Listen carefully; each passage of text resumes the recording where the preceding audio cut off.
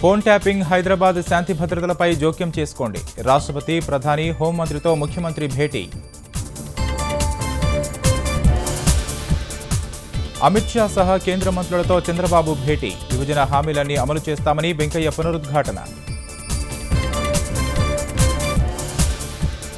రాజమండ్రిలో బహుళ అంతస్తుల భవనం వద్ద పేలుడు. కాపలాదారుకు తీవ్ర గాయాలు, పరుగులు తీసిన స్థానికులు.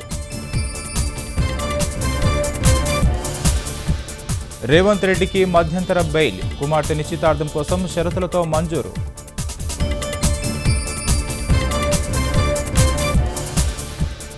ట్యాపింగ్పై తెలంగాణ సర్కారు మాట మారుస్తోంది. కేసీఆర్, జగన్ కుమ్మక్కయ్యారని మంత్రుల విమర్శలు.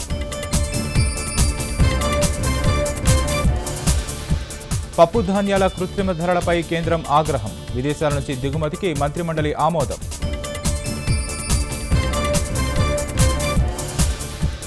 ఆరు సెషన్ల నష్టాల నుంచి విముక్తి. 359 పాయింట్లు లాభపడిన సెన్సెక్స్.